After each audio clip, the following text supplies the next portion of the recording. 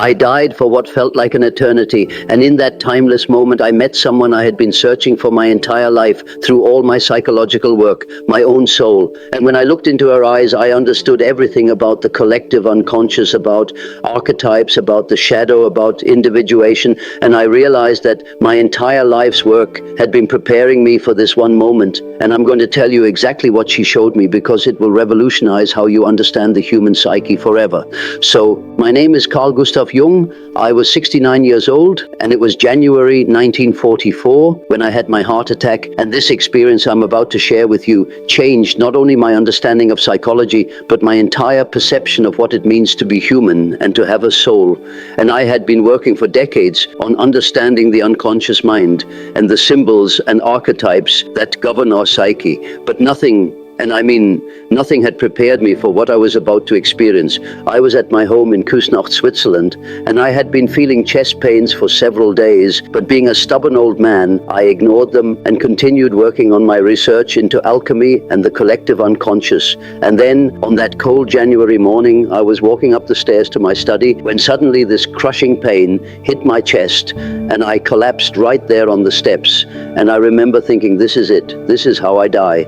And then everything went black. But I didn't die, not in the way we think of death anyway, because the next thing I knew, I was floating above my body, watching the servants rushing around, calling for the doctor.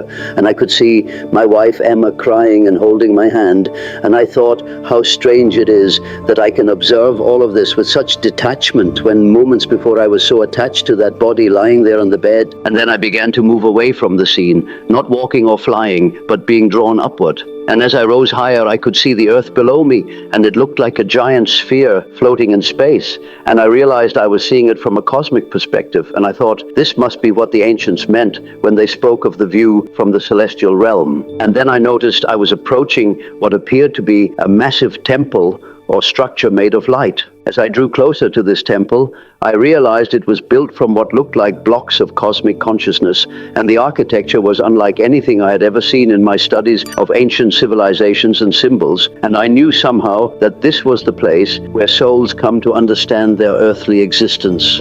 And as I approached the entrance, I saw a figure waiting for me, and when I looked at her, I was stunned because she was me, but not me. She appeared as a woman of indeterminate age with flowing robes that seemed to be woven from starlight itself, and her eyes held the wisdom of countless lifetimes. And she smiled at me with such profound love and understanding, and she said, "Carl, I am your soul. I am the part of you that chose to incarnate as a psychologist and mystic to help humanity understand the deeper mysteries of consciousness." And I said, "But I thought the soul was just a concept, a metaphor for the unconscious." And she laughed and said, "No, Carl, the soul is the reality, and consciousness is its expression in the physical realm." She gestured toward the temple, and we entered together. And inside, I saw what appeared to be a vast library, but instead of books, there were these glowing orbs of light floating in organized patterns. And she said, "These are the memories and experiences of all your incarnations." And she reached out and touched one of the orbs, and suddenly I was experiencing a lifetime where I was a Gnostic priest in ancient Alexandria, studying the mysteries of the divine feminine and the shadow aspects of God. And then she touched another orb, and I was experiencing a lifetime as an alchemist in medieval Europe, working to understand the process of psychological transformation through the study of matter and spirit. And she said, "You see, Carl, in every lifetime, you have been drawn to the same fundamental questions about the nature of consciousness and the relationship between the material and spiritual worlds. And your work as Jung was simply the culmination of all these previous explorations." She showed me how my theory of the collective unconscious was not just a psychological construct, but an actual reality. And she said, "What you called archetypes are the fundamental patterns of consciousness that exist in the soul realm and filter down into human experience." And she showed me how the anima and animus, the shadow, the wise old man, the great mother, all of these were actual beings beings or energies that exist in the collective soul consciousness. And I said, but why did I choose to incarnate as a psychologist in this particular time? And she said, because humanity was ready to begin understanding the connection between psychology and spirituality, and you chose to be the bridge between the rational scientific mind and the mystical intuitive wisdom. And she showed me how my break with Freud was necessary because I needed to move beyond the purely material understanding of the psyche to embrace the spiritual dimensions. She then took me to another part of the temple where there were these massive viewing screens, and on them I could see the lives of all the people I had worked with as a psychologist. And she said, every person who came to you for analysis was sent by their soul to help both of you learn and grow. And she showed me how each patient's neurosis or psychological struggle was actually their soul's way of trying to break through the ego's defenses to achieve individuation. And she said, the process you called individuation is really the soul's journey to integrate all aspects of itself, both light and shadow, both conscious and unconscious. And she showed me how this process doesn't end with death, but continues through multiple lifetimes until the soul achieves complete self-realization. And I realized that what I had been calling the self with a capital S was actually the soul in its fully realized state. She showed me how my own psychological struggles, my difficult relationship with my father, my fascination with the occult, my break with Freud, my exploration of alchemy and Gnosticism were all part of my soul's plan to prepare me for this moment of understanding. And she said, your depression and your crisis of faith were necessary because they forced you to look beyond the rational mind to find answers in the depths of the unconscious. And then she showed me something that completely transformed my understanding of human behavior. She showed me how each person's psychological complexes and neuroses are actually soul memories from previous lifetimes bleeding through into the current incarnation. And she said, what you observed as the personal unconscious is the soul's memory of this lifetime, and what you called the collective unconscious is the shared memory of all souls who have incarnated on earth. She explained that the symbols and dreams that had fascinated me throughout my career were actually the soul's way of communicating with the conscious mind. And she said, the reason certain symbols appear across all cultures is because they represent universal soul experiences. And she showed me how my work with active imagination was actually a technique for directly communicating with the soul consciousness. And I asked her about my controversial ideas about synchronicity, and she smiled and said, synchronicity is the soul's way of showing the conscious mind that there is a deeper order and meaning to existence. And she showed me how every meaningful coincidence in my life had been orchestrated by my soul to guide me toward greater understanding. And she said, the reason you were drawn to study the I Ching was because it reflects the soul's understanding of the interconnectedness of all things. She then showed me my childhood experiences seeing spirits and having visions, and she said these were not hallucinations or psychological disturbances, but actual communications from the soul realm. And she explained that children are more open to these communications because their ego barriers are not yet fully formed. And she said, your lifelong interest in the paranormal was your soul's way of keeping you connected to the spiritual dimensions of existence. And then she showed me something that brought tears to my eyes. She showed me how my work had influenced countless people to begin their own journey of individuation and self-discovery. And she said, every person who read your books or underwent analysis based on your methods was touched by your soul's mission to help humanity remember its spiritual nature. And she showed me how this influence would continue long after my physical death. She explained that my theories about the collective unconscious and archetypes would eventually be validated by quantum physics and consciousness research. And she said, humanity is moving toward a new understanding of consciousness that integrates both psychological and spiritual wisdom. And she showed me how my work was laying the foundation for this integration. And then she said, Carl, you have a choice. You can stay here with me and experience the bliss of soul consciousness, or you can return to your body and complete your mission. And I said, what mission? And she said, to write about this experience, to help people understand that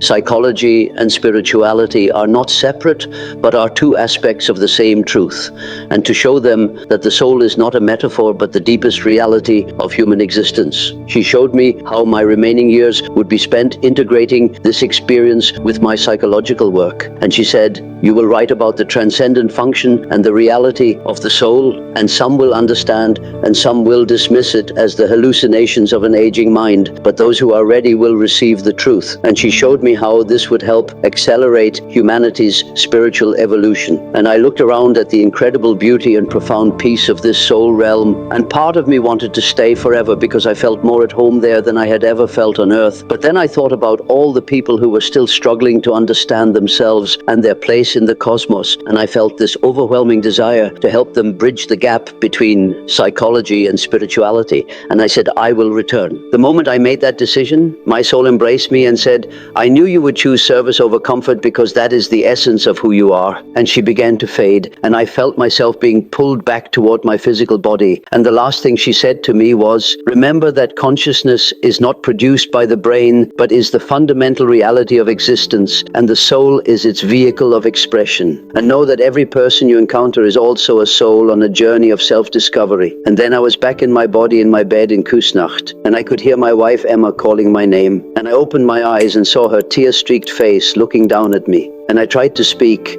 but my voice was weak, and the first thing I said was, "Emma, I have seen the soul, and she is beautiful." And Emma thought I was delirious, but I knew that what I had experienced was more real than anything I had ever experienced in my 69 years of physical existence. The doctor said I had been clinically dead for nearly 20 minutes, and that it was miraculous that I survived with no brain damage. And when I tried to tell them about meeting my soul, they attributed it to oxygen deprivation. But I knew that what I had experienced was a genuine encounter with the deepest reality of human existence, and it would inform everything I wrote and taught for the rest of my life. And from that day forward, my work took on a new dimension. I began to write more explicitly about the reality of the soul and the spiritual dimensions of the psyche. And I developed new therapeutic techniques based on my understanding of the soul's journey through multiple lifetimes. And I began to see my patients not just as individuals with psychological problems, but as souls working through their evolutionary process. I realized that what I had been calling the individuation process was actually the soul's journey towards self-realization, and that psychological healing was really about helping people reconnect with their soul's wisdom and purpose.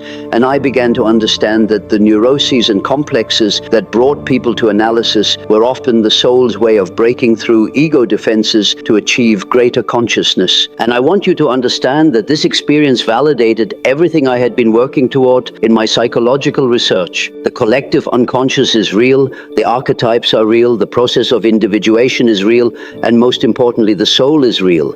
And it is the source of all consciousness and creativity and wisdom and love. And every person you meet is a soul having a human experience, and their struggles and triumphs are part of their soul's journey toward greater understanding and realization. So if you are struggling with psychological issues or spiritual questions, or you feel disconnected from your deeper purpose, remember that you are not just a physical body with a brain that produces consciousness. You are a soul that has chosen to incarnate in physical form to learn and grow and evolve. And every experience you have, both pleasant and painful, is part of your soul's curriculum for this lifetime. And remember that the goal is not to eliminate suffering, but to understand its meaning and purpose in the soul's journey, and to use it as a catalyst for greater consciousness and compassion and wisdom. And if you can learn to see your life from this soul perspective, you will understand that nothing is random or meaningless, and that every person and situation in your life is there to help you remember who you really are and why you chose to be here. Because ultimately, we are all souls on a journey of self-discovery, and the more we can understand and integrate the psychological and spiritual dimensions of our existence, the more we can help ourselves and others achieve the goal of individuation, which is really the soul's return to its original state of wholeness and unity with the divine source of all consciousness.